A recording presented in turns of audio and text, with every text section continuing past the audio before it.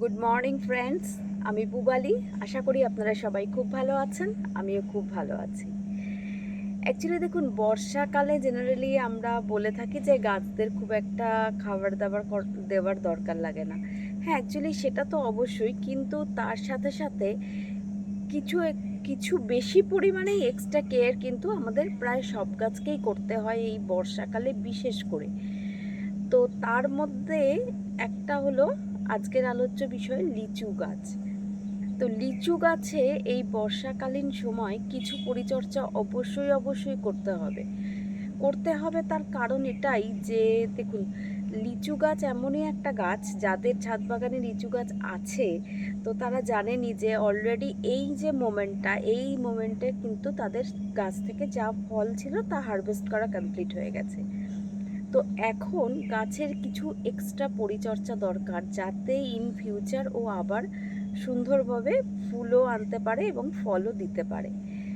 কারণ কি, নভেম্বরের শেষ ধরুন, না হলেও ডিসেম্বর থেকে কিন্তু আস্তে আস্তে গাছে মুকুল আসতে শুরু করে দেয় লিচু গাছে। তো এই মোমেন্টে যাতে ভালোভাবে মুকুলটা আসে এবং তার থেকে ভালোভাবে আমাদের বাগানের ফলগুলো সেট হয়, তো সেগুলোর দিকে খেয়াল রাখতে গেলে এই মোমেন্টে কিছু পরিচর্যা করতেই হবে। এবার সেইগুলোই কী ধরনের পরিচর্যা করলে সেটা সুষ্ঠুভাবে সম্পন্ন করতে পারবো আমরা, চলুন আজকে সেই সব বিষয়ে ডিটেলসে আলোচনা করা যাক। তো চলুন দেরি না করে শুরু করা যাক।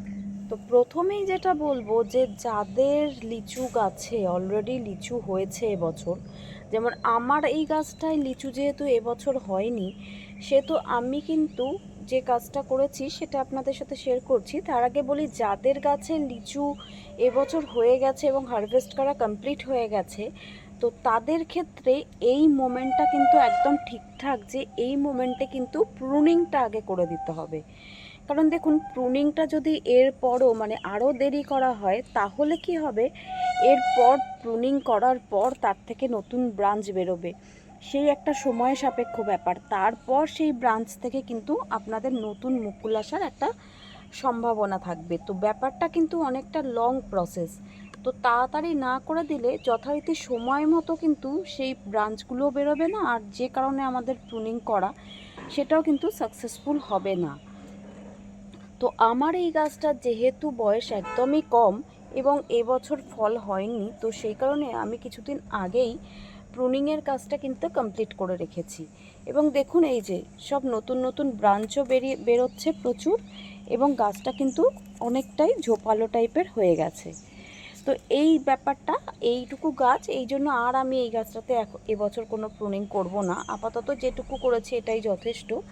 তো যাদের গাছ অনেকটা বড় আছে এবং খুব ভালোভাবেই ঝোপালো হয়ে আছে, তাদের ভালোভাবে দেখে বুঝে, বিশেষত যেসব ডালে ফল হয়েছিল সেখান থেকে ফল হারভেস্ট করে নেওয়ার পর সেই সব ডালগুলো সুন্দরভাবে প্রুনিং করে গাছটাকে একটা শেপ দিয়ে রাখুন। এইটা হচ্ছে লিচু গাছের এই বর্ষাকালীন সময়ের প্রথম পরিচর্যা বলতে পারেন। এবার যেটা বলবো, যে দেখুন, সেহেতু বর্ষাকালে তো গাছের এমনিতেই গ্রোথটা খুব ভালো হয়। তো গাছের গ্রোথের সাথে সাথে যেটা গ্রোথ আরও বেশি ভালো হয় সেটা হচ্ছে এই আগাছা। তো চেষ্টা করবেন মোটামুটি গাছের গোড়াটার দিকটার আগাছাগুলো ভালোভাবে পরিষ্কার করে রাখতে, যাতে গাছে যেটুকু খাবার আমরা দেব বা গাছে যে খাবারটুকু রয়েছে সেই খাবারটা যাতে গাছই নিজে খেতে পারে, আগাছা খেয়ে সব শেষ না করে দেয়। তো এই ব্যাপারটা আমাদের আরেকটা বিষয় যথেষ্ট খেয়াল রাখতে হবে। আর যেটা করতে হবে সেটা, যেরকম আমরা অন্য গাছগুলোতে বর্ষাকালে মোটামুটি 10-12 দিনের ব্যবধানে একটা ফাঙ্গিসাইড স্প্রে করে দিচ্ছি গাছটা ঠিকঠাক থাকার জন্য, সেটাও কিন্তু অবশ্যই করে এই গাছটাতে করতেই হবে। তার কারণ দেখুন, এই মোমেন্টে কিন্তু এই সব ধরনের গাছে একটা ফাঙ্গাস অ্যাটাক হওয়ার সম্ভাবনা প্রবল থাকে। তো সেই কারণেই এই গাছগুলোতে একটু করে বেশি কেয়ার করা উচিত। আর বর্ষাকালে তো আমি সবসময় বলছি, সব গাছেই করুন, যাতে বাগানটা পুরোপুরি সুস্থ থাকে, মানে গাছগুলো সুস্থ থাকলে বাগানও সুস্থ থাকবে। তো সেই কারণেই ফাঙ্গিসাইডটা স্প্রে করতেই হবে।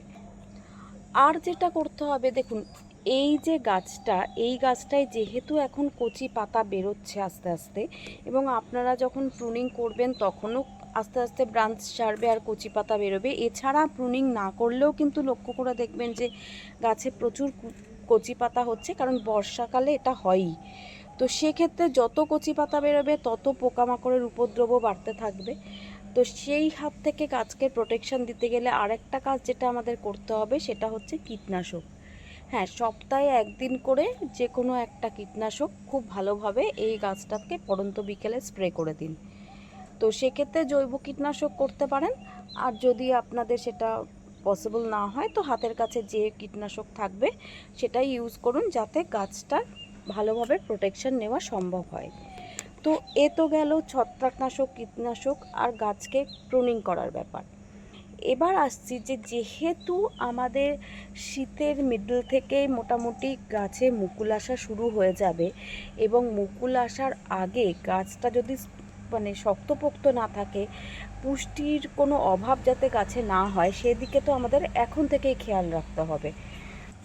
তো তার জন্য আমাদের কি করতে হবে, এই বর্ষাকালীন সময়েও এই লিচু গাছকে কিছু খাবার দিতে হবে, সলিড খাবার। তো কি সলিড খাবার দেব সেটা তো অবশ্যই আপনাদের সাথে আমি এক্ষুনি শেয়ার করব। তার আগে বলে দিই যে কোন মোমেন্টে আমরা এই খাবারটা এই গাছকে দিতে পারি।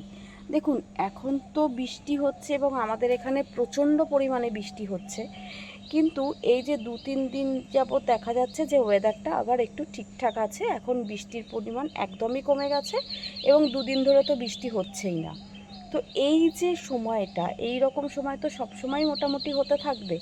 তো এই সময়টাই আমাদের টার্গেটে রাখতে হবে। ঠিক এইটাই হচ্ছে আদর্শ সময় এই সব গাছকে সলিড খাবার দেওয়ার জন্য।